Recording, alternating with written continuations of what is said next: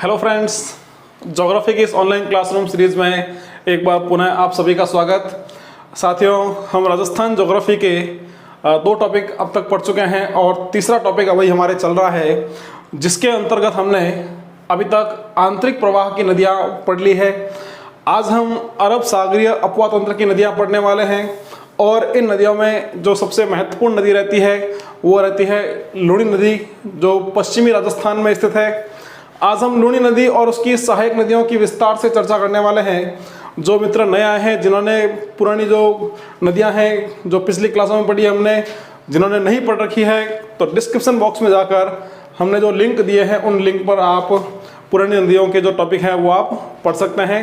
साथ ही जो अन्य टॉपिक हमारे हुए हैं, सामान्य परिचय, भौतिक प्रदेश, उन सभी के वीडियो आप हमारे इस यूट्यूब चैनल पर पढ़ सकते हैं। तो शुरू करते हैं हम अपना आज का टॉपिक, लूणी नदी, जो अरब सागरीय अपवाह तंत्र की प्रमुख नदी है। तो बात करेंगे हम अरब सागरीय अपवाह तंत्र की, और अरब सागरीय अपवाह तंत्र की जो प्रमुख नदी है वो नदी है लूणी नदी। तो बात करते हैं हम सबसे पहले लूणी नदी के उद्गम की।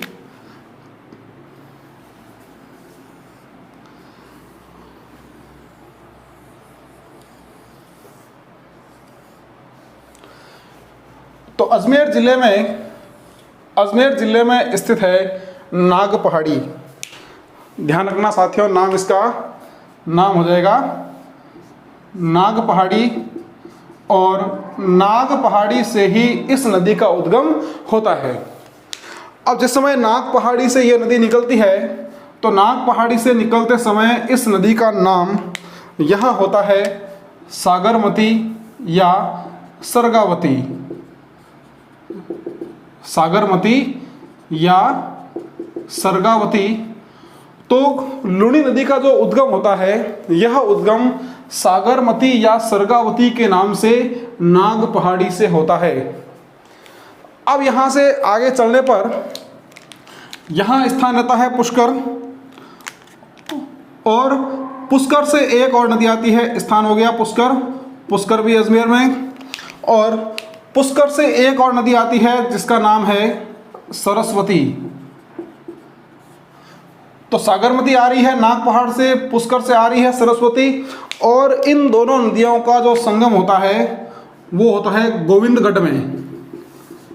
दोनों नदियों का संगम गोविंदगढ़ के निकट, गोविंदगढ़ भी अजमेर में है, और गोविंदगढ़ के निकट इन दोनों नदियों का मिलन होने के बाद इसकी जो संयुक्त धारा है, यह धारा लूणी के नाम से प्रवाहित होती है। अब लूणी नदी जो है ये राजस्थान के 6 जिलों में प्रवाहित होती है। एक बात का ध्यान रखना कि राजस्थान की 3 नदियां हैं। कौन कौन सी? लूणी, चंबल और बनास। तो ये तीनों नदियां जो है राजस्थान में सर्वाधिक 6 जिलों में प्रवाहित होती है। तो इन 3 नदियों का विस्तार से हम बात करेंगे। लूणी हम पढ़ रहे हैं, चंबल और बनास हम बंगाल की खाड़ी के अपवाह तंत्र के अंतर्गत पढ़ेंगे।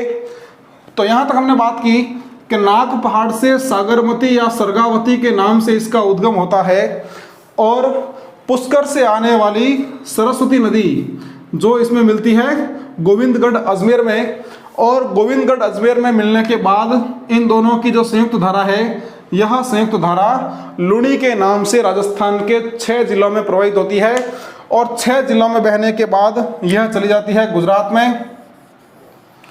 और गुजरात का जो ये क्षेत्र है, यह क्षेत्र है दलदली क्षेत्र, जिसे हम कहते हैं कच्छ का रण। अब देखें, ये जो नदी है लूणी नदी, ये पूर्णतः वर्षा पोषित नदी है।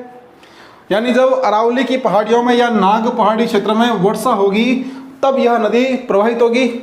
तो जब इस क्षेत्र में वर्षा की मात्रा कम है तब यह नदी बहते हुए कच्छ के रण में आकर विलुप्त हो जाएगी, और यदि यहाँ पर वर्षा की मात्रा अधिक है तब यह आगे बढ़ते हुए, यहाँ से आगे प्रवाहित होते हुए अब ये गिर जाएगी कहाँ पर, ये गिरेगी कच्छ की खाड़ी में। कच्छ की खाड़ी में यह नदी गिर जाएगी।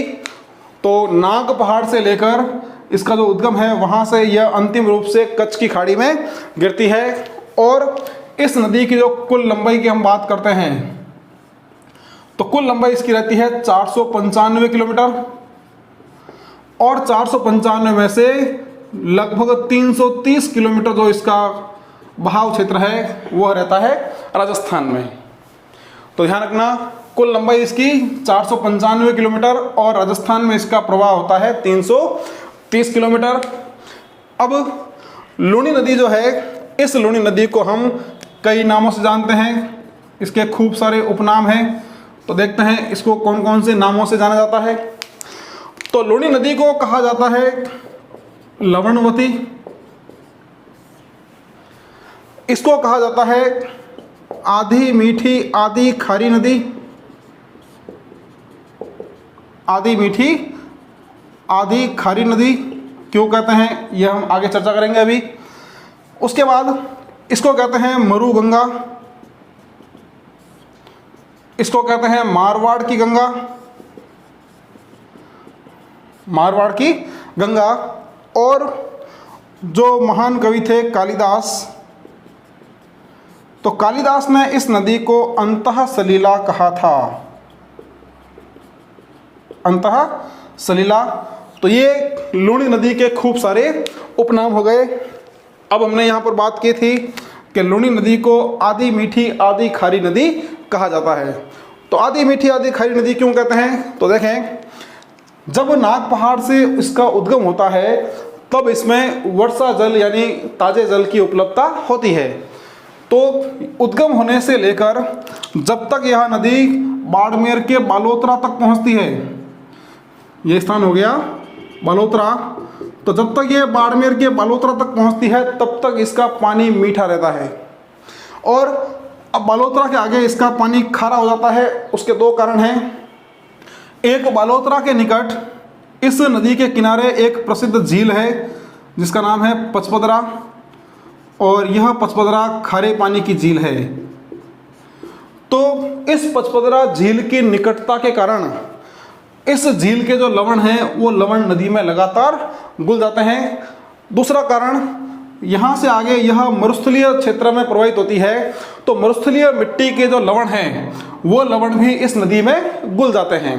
तो नाग पहाड़ से लेकर बालोतरा तक इसका पानी मीठा रहता है और बालोतरा के बाद इसका पानी खारा हो जाता है, इसलिए इसे आधी मीठी आधी खारी नदी कहा जाता है। हमने बालोतरा की बात की, तो बालोतरा जो है, बालोतरा कस्बा, यह बालोतरा कस्बा लूनी नदी के तल से नीचे बसा हुआ है, लूनी के तल से नीचे बसा हुआ है।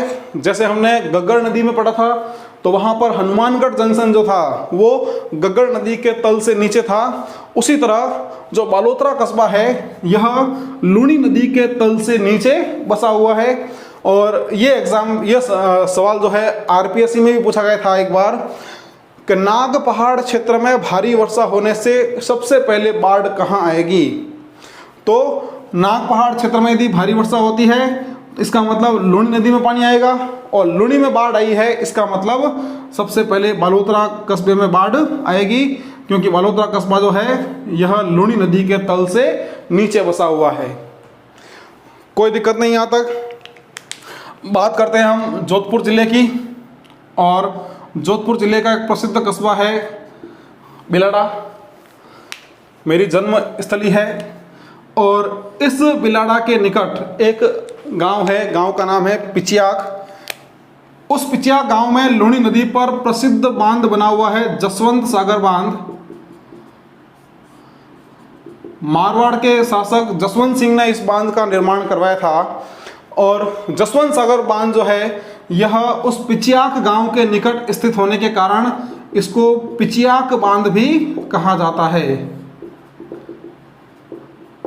पिचियाक बांध भी कहा जाता है। और जो बिलाड़ा कस्बा है, उस बिलाड़ा कस्बा, यह बिलाड़ा जो कस्बा है यह प्रसिद्ध आई माता के लिए प्रसिद्ध है। राजस्थान की कला एवं संस्कृति में आप आई माता के बारे में पढ़ते हैं, जिनके दीपक से, जिनकी जो दीपक जलता है उस दीपक से हमेशा केसर टपकता है। तो आप कभी इस क्षेत्र में आए, मारवाड़ क्षेत्र में बिलड़ आ जाएं, तो आई माता के दर्शन आप अवश्य करें। जो यहाँ के सीरवी किसान जाति के लोग हैं, तो आई माता जो है वो सीरवी किसान जाति के लोगों की आराध्य देवी है। तो बिलड़ा पधारे यहाँ कभी, तो यहाँ आप दर्शन अवश्य करें। और राजस्थान में एकमात्र देवी है जिनके दीपक से केसर टपकता है। ये राजस्थान कला एवं संस्कृति लोक देवियों का एक महत्वपूर्ण टॉपिक है, बिलाड़ा कस्बा। और इसी बिलाड़ा कस्बे के निकट जो पिचियाक गांव है, लगभग 3 किलोमीटर दूर, इस पिचियाक गांव के निकट जसवंत सागर बांध जो है लूणी नदी पर बना हुआ है। और पिचियाक गांव के निकट स्थित होने के कारण इसे पिचियाक बांध कहते हैं। सन 1979 में इस बांध के टूट जाने से इस क्षेत्र में भयंकर बाढ़ आई थी। स्थानीय लोग जो है इस बाढ़ का जिक्र कई बार करते हैं। काफ़ी भयंकर बाढ़ थी, काफ़ी नुकसान इस बाढ़ से हुआ था। चलिए आगे बढ़ते हैं। बाड़मेर का मलानी क्षेत्र, और मलानी क्षेत्र में यहाँ पर एक स्थान है तिलवाड़ा। बाड़मेर का स्थान हो जाएगा तिलवाड़ा। तो ये जो तिलवाड़ा है ये लूणी नदी के किनारे स्थित है। और इस तिलवाड़ा में प्रसिद्ध मल्लीनाथ जी का स्थान है। और इस तिलवाड़ा में प्रसिद्ध मल्लीनाथ पशु मेला, मल्लीनाथ पशु मेले का आयोजन इस तिलवाड़ा में होता है। अब यहाँ पर जो है 2 किस्में पशुओं की, 2 नस्लें हैं। एक तो घोड़े की नस्ल है, मालानी नस्ल। तो इस मेले के अंतर्गत जो मुख्य आकर्षण रहता है वह रहता है एक तो मालानी नस्ल और मालानी नस्ल के घोड़े, और दूसरा यहाँ पर जो है थार पारकर नस्ल की गायें।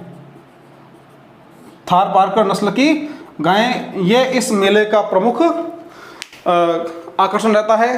तो बाड़मेर में तिलवाड़ा, और इस तिलवाड़ा में प्रसिद्ध मल्लीनाथ पशु मेले का आयोजन लूणी नदी के किनारे होता है।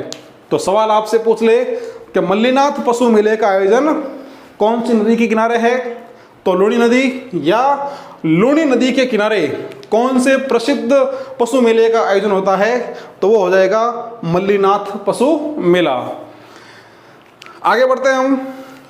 यहाँ बाड़मेर और जालोर में जो लूणी नदी के आसपास का दलदली क्षेत्र है, इस दलदली क्षेत्र को कहा जाता है नेहड़। नेहड़ क्या हो जाएगा? नेहड़ हो जाएगा दलदली क्षेत्र। तो दलदली क्षेत्र जिसका विस्तार कहाँ पर है? इसका विस्तार है बाड़मेर और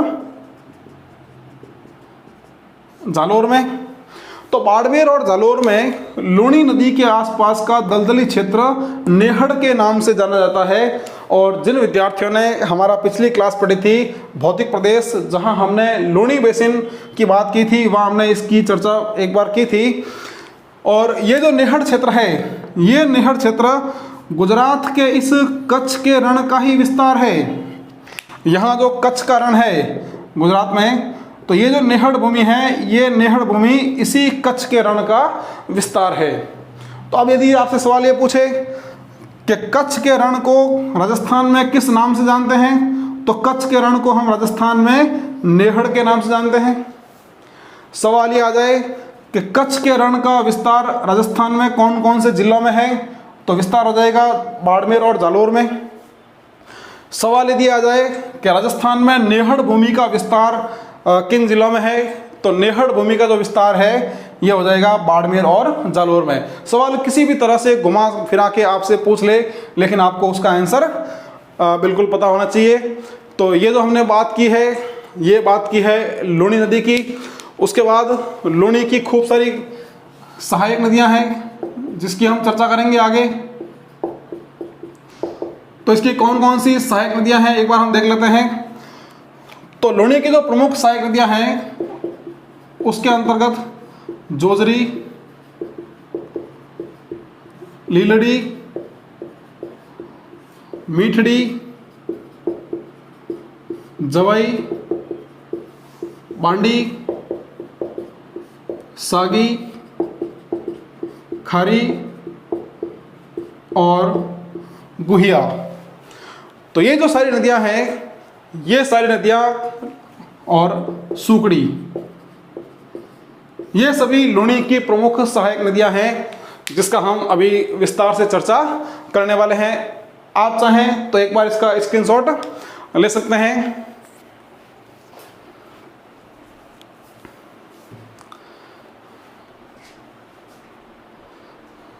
क्लियर?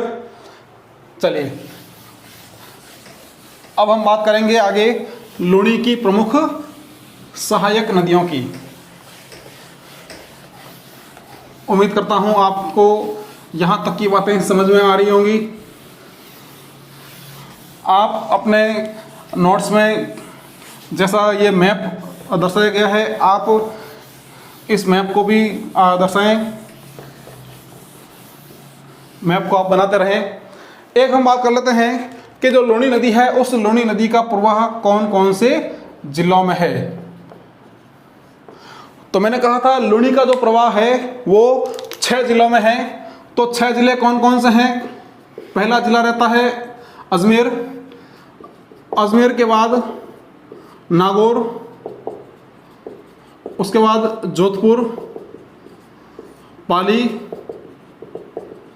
जालोर और बाड़मेर। तो ये 6 जिले हैं जहां पर लूणी नदी का प्रवाह होता है। आप इसको भी एक बार नोट कर लें।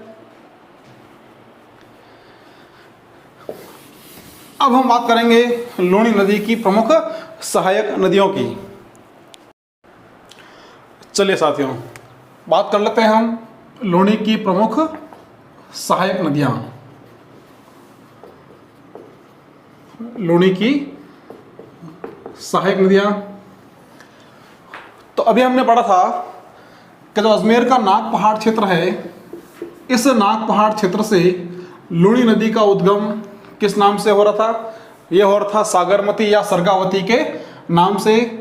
और जो गोविंदगढ़ के निकट एक और नदी आती है जो सरस्वती के नाम से इसमें मिलती है, और सरस्वती और इस सागरमती के मिलने से कहाँ मिलती है? ये दोनों मिलती है गोविंदगढ़ अजमेर में, और दोनों नदियों के मिलने के बाद यह लूणी के नाम से राजस्थान के 6 जिलों में प्रवाहित होती है।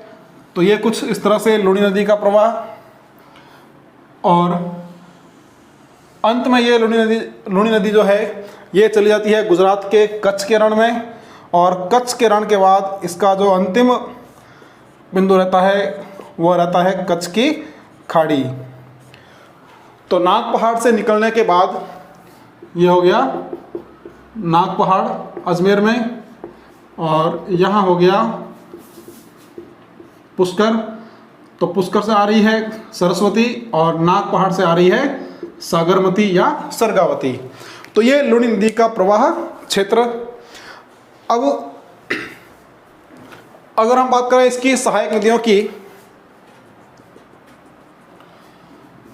तो देखें लूणी की एक सहायक नदी है जिसका नाम रहता है जोजरी। लूणी की पहली सहायक नदी जोजरी नदी। तो जोजरी नदी जो है, इस नदी का उद्गम नागौर जिले में होता है। नागौर जिले का एक गांव है पोंडलू। तो पोंडलू गांव की जो पहाड़ियां हैं, यहां से इस नदी का उद्गम होता है, और यहां से निकलकर ये जोधपुर जिले में आकर लूणी नदी में मिल जाती है। तो लूणी की पहली सहायक नदी वो हो जाएगी जोजरी, और जोजरी जो है यह जोधपुर में आकर लूणी नदी में मिल जाती है। अब ये जो नदी है जोजरी, इसकी यदि हम विशेषता की बात करें तो लूणी की जितनी भी सहायक नदियां हैं वे सभी सहायक नदियां अरावली की पहाड़ियों से निकलती है, और ये जो जोजरी नदी है ये लूणी की एकमात्र सहायक नदी है जिसका उद्गम अरावली से नहीं होता।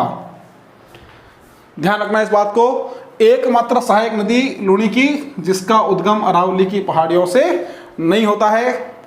एक और महत्वपूर्ण बात कि जो लूणी नदी है, इस लूणी नदी की जो अधिकांश सहायक नदियां हैं वो सभी सहायक नदियां इसमें बाईं ओर से आके मिलती है। तो ये अरावली की लूणी की एकमात्र सहायक नदी है जो इसमें दाईं ओर से आकर मिलती है। तो दो बातें यहां पर क्लियर, एक कि ये एकमात्र सहायक नदी है जिसका उद्गम अरावली की पहाड़ियों से नहीं होता, और दूसरा यह एकमात्र सहायक नदी है जो इसमें दाईं ओर से आकर मिलती है। क्लियर। अब इस नदी के किनारे जोधपुर शहर है। तो जोधपुर शहर जो है वो जोजी नदी किनारे और जोधपुर शहर के निकट इस नदी पर एक महत्वपूर्ण परियोजना प्रस्तावित है जिसे हम कहते हैं वाटर फ्रंट योजना या रिवर फ्रंट योजना। तो रिवर फ्रंट योजना जो है यह जोधपुर शहर के निकट जोजी नदी पर प्रस्तावित है। तो इस बात को आप ध्यान रखना। तो ये हो गई लूणी की एक सहायक नदी जोजरी। अब जोजरी के बाद जो इसकी दूसरी सहायक नदी है वो है बांडी। यहां तक आप एक बार सेव कर लें इसको। जोजरी उद्गम हो जाएगा पोंडलू गांव की पहाड़ियों से। अब पाली जिले में अरावली की पहाड़ियों से उद्गम होता है बांडी नदी का। तो यह हो गई बांडी नदी।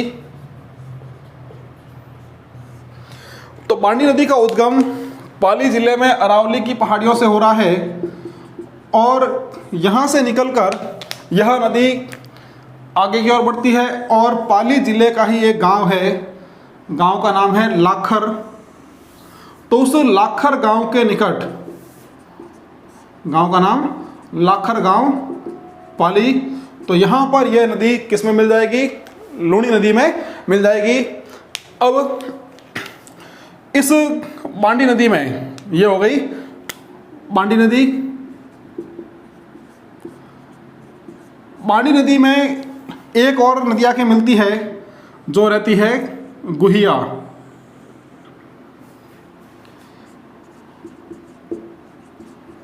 ये हो गई गुहिया। इसका उद्गम भी अरावली से है, पाली जिले से ही। तो यहां पर बांडी का उद्गम अरावली की पहाड़ियों से पाली जिले में, और गुहिया जिसका उद्गम भी अरावली की पहाड़ियों से पाली जिले में है। अब जो बांडी नदी है, इस बांडी नदी पर एक प्रसिद्ध बांध बना हुआ है पाली शहर के निकट, जिसे हम कहते हैं हेमावास बांध। पाली शहर के निकट एक गांव है हेमावास, और इस हेमावास गांव के निकट इस बांडी नदी पर हेमावास बांध बना हुआ है, और हेमावास बांध के निकट ही यहाँ पर पाली शहर भी बसा हुआ है। तो पाली शहर जो है ये इस बांडी नदी के किनारे बसा हुआ है।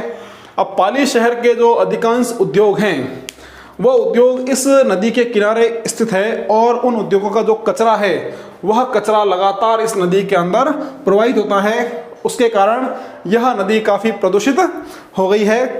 तो यहाँ पर बांडी नदी जो लूणी की दूसरी सहायक नदी, उद्गम इसका अरावली की पहाड़ियों से पाली जिले में ही, और इसकी एक सहायक नदी जो रहती है गुहिया, उसका उद्गम भी पाली जिले में ही अरावली की पहाड़ियों से। बांडी नदी पर प्रसिद्ध हेमावास बांध, और बांडी नदी के किनारे ही पाली शहर बसा हुआ है। कोई दिक्कत नहीं यहाँ तक। अब उसके बाद पाली जिले में स्थित है देसूरी की पहाड़ियाँ।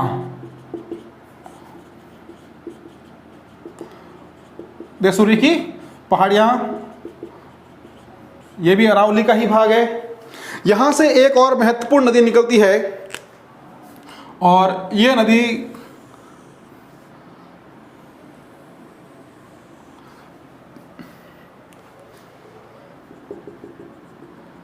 ये एक और महत्वपूर्ण नदी जिसे हम सुकड़ी नदी के नाम से जानते हैं। सुकड़ी, तो सुकड़ी नदी जिसका उद्गम हो जाएगा पाली में देसूरी की पहाड़ियों से, जो अरावली का भाग है। और ये जो सुकड़ी नदी है यह बाड़मेर में स्थान हो जाएगा, समदड़ी बाड़मेर। तो बाड़मेर के समदड़ी के निकट यह नदी किस में मिल जाती है? यह मिल जाती है लूनी नदी में। और इस सुकड़ी नदी पर एक प्रसिद्ध बांध बाड़मेर में बना हुआ है, सॉरी जालोर में बना हुआ है, जिसका नाम है बांकली बांध। बांकली बांध कहाँ हो जाएगा? ये हो जाएगा जालोर में। तो सुकड़ी नदी पर बांकली बांध सवाल आता है। बांकली बांध कौन सी नदी पर है? तो बांकली बांध जो है वो सुकड़ी नदी पर है। एक और महत्वपूर्ण बात यहाँ पर आप ध्यान रखें कि सुकड़ी की एक सहायक नदी है जिसका नाम है मंथई नदी। सुकड़ी की सहायक नदी ये हो जाएगी मंथई नदी। और इस नदी के किनारे एक प्रसिद्ध जैन मंदिर स्थित है। आप सभी उसे बहुत अच्छे से जानते हैं और यह जैन मंदिर है रणकपुर जैन मंदिर। रणकपुर जैन मंदिर। तो यदि आपसे सवाल पूछ ले कि रणकपुर जैन मंदिर कहाँ पर स्थित है, कौन सी नदी के किनारे है, तो नदी हो जाएगी मंथई नदी। और जो मंथई नदी है यह मंथई नदी किसकी? सुकड़ी नदी की सहायक नदी है। तो यहाँ तक क्लियर हो गया, कोई दिक्कत नहीं। अब लूनी की एक और सबसे महत्वपूर्ण सहायक नदी अरावली की पहाड़ियों से निकलती है। पाली का एक गांव है, गांव का नाम है गोरिया गांव। पाली का गांव है गोरिया गांव, जो पाली की बाली तहसील में स्थित है। इस गोरिया गांव से एक और महत्वपूर्ण नदी निकलती है जिसका नाम रहता है, सही पहचान रहे हैं आप, यह हो जाएगी जवई नदी। लूनी की सबसे महत्वपूर्ण सहायक नदियों में से एक नाम हो जाएगा इसका जवई नदी। और ये जो जवई नदी है आगे जाकर इसमें एक और नदी मिलती है जो निकलती है सिरोही से, नाम है उसका खारी नदी। और ये दोनों नदियां जो है संयुक्त रूप से सुकड़ी दो के नाम से बहती हुई, ये हो गई जवई नदी, यहाँ हो जाएगी खारी नदी। और जो खारी नदी है इस नदी का उद्गम ये हो जाएगा शेरगांव की पहाड़ियाँ। शेरगांव की पहाड़ियाँ कहाँ पर? सिरोही में। और ऊपर हमने बात की थी जवई नदी की, तो गोरिया गांव से इसका उद्गम जो है पाली में। तो गोरिया गांव की पहाड़ियों से आ रही है जवई नदी और शेरगांव की पहाड़ियों से आ रही है खारी नदी। दोनों मिलती है और दोनों मिलने के बाद इसका जो नाम रहता है वो हो जाता है सुकड़ी सेकंड। और सुकड़ी सेकंड के नाम से यह एक स्थान है बाड़मेर का, नाम है गुड़ा। तो गुड़ा के निकट ये किसमें मिल जाएगी? लूनी नदी में। अब जो जवई नदी है यह नदी क्यों महत्वपूर्ण है तो उसको देखें। जवई नदी पर पाली का एक कस्बा है सुमेरपुर, और इस सुमेरपुर कस्बे के निकट जो हमारी जवई नदी है, इस जवई नदी पर एक प्रसिद्ध बांध बना हुआ है जिसका नाम हो जाएगा जवई बांध। बांध का नाम हो जाएगा जवई बांध। जवई बांध कहाँ पर है या हम लिख देते हैं उसको, महत्वपूर्ण क्यों है ये चर्चा करेंगे आगे। तो जवई बांध कहाँ स्थित हो जाएगा? यह होगा सुमेरपुर पाली। अब ये जो बांध है, इस बांध से मारवाड़ क्षेत्र में पेयजल और सिंचाई की सुविधाएं उपलब्ध होती है। तो इस कारण से इस बांध को कहते हैं मारवाड़ का अमृत सरोवर, मारवाड़ का अमृत सरोवर या मारवाड़ का अमृत कलश। ध्यान रखना इस बात को, जवई बांध को मारवाड़ का अमृत सरोवर या मारवाड़ का अमृत कलश कहा जाता है। अब वर्तमान में यहाँ पर वर्षा जल की कमी है, तो बांध में पानी की कमी रहती है। तो उस कमी को पूरा करने के लिए, इस लाइन को भी ध्यान से सुनना आप, उस कमी को पूरा करने के लिए उदयपुर जिले में साबरमती की एक सहायक नदी है जिसका नाम है सेई। तो ये जो सेई नदी है, इस सेई नदी का पानी सुरंग के माध्यम से कहाँ लाया गया है? ये लाया गया है जवई बांध में। तो पानी की आपूर्ति को नियमित रखने के लिए, जवई बांध में पानी की आपूर्ति को नियमित रखने के लिए उदयपुर की इस सेई नदी का पानी सेई परियोजना के माध्यम से, सुरंग के माध्यम से जवई बांध में छोड़ा गया है, जिससे यहाँ पर नियमित आपूर्ति रहती है। तो ये सवाल काफ़ी महत्वपूर्ण रहता है कि सेई परियोजना जो है, सेई परियोजना से लाभान्वित जिला कौन सा है? तो सेई परियोजना से लाभान्वित जिला हो जाएगा पाली जिला, क्योंकि इसका पानी जो है वो जवई बांध में आ रहा है। पाली के अलावा जालोर और बाड़मेर क्षेत्र में भी इसका पानी सिंचाई और पेयजल के लिए पहुंचता है।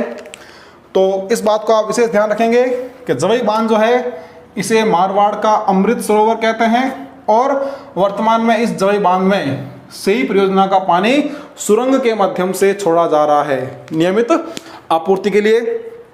फिर यहाँ पर खारी नदी जो शेर गांव की पहाड़ियों से निकल रही है। उसके बाद एक और महत्वपूर्ण सहायक नदी है जो इसकी अंतिम सहायक नदी रहती है, नाम है इसका सागी नदी।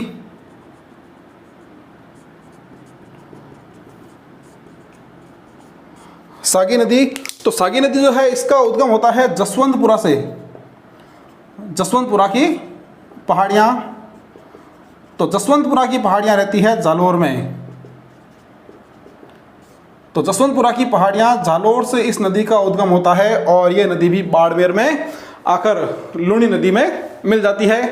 तो ये लूणी नदी में मिलने वाली अंतिम सहायक नदी होती है। तो यहाँ हमने लूणी की कुछ प्रमुख सहायक नदियों की बात की। उसके अंतर्गत हमने सबसे पहले बात की यहाँ पर जोजरी नदी की। जोजरी के बाद हमने बात की थी बांडी नदी की। बांडी के बाद हमने बात की थी गुहिया की। गुहिया के बाद हमने बात की यहाँ पर सुकड़ी नदी की, और सुकड़ी की सहायक नदी जो थी मंथई नदी, जिसके किनारे रणकपुर जैन मंदिर बना हुआ है। उसके बाद हमने लूणी की सबसे महत्वपूर्ण सहायक नदी जवई नदी की बात की, जिस पर पाली जिले में जवई बांध, और ये पश्चिमी राजस्थान का सबसे बड़ा बांध है। जवई नदी के बाद हमने बात की है खारी नदी की। साथियों ध्यान रखना, राजस्थान में खारी नदी के नाम से तीनों ही अपवा तंत्र में 3 नदियां हैं। ये हम अरब सागरीय अपवा तंत्र पढ़ रहे हैं, तो यहाँ पर भी खारी के नाम से नदी है। पिछली क्लास में हमने आंतरिक अपवा तंत्र पढ़ा था, तो वहाँ पर सांभर झील में गिरने वाली भी एक सहायक खारी नदी है। और आगे हम बंगाल की खाड़ी का अपवा तंत्र पढ़ेंगे, तो वहाँ बनास की भी एक सहायक नदी खारी है। तो आपको कंफ्यूज नहीं होना है। यदि उद्गम पूछता है, यदि अरब सागरीय खारी नदी का उद्गम पूछता है, तो उसका शेरगांव की पहाड़ियाँ, आगे वाली जो खारी नदियाँ आएंगी उसका हम चर्चा बनास नदी के अंदर करेंगे। और एक और नदी हमने यहाँ पर पढ़ी है, वो रहती है सागी नदी। तो ये जो है लूणी की कुछ प्रमुख सहायक नदियाँ हैं। आप चाहें तो एक बार इसका स्क्रीनशॉट सेव कर सकते हैं।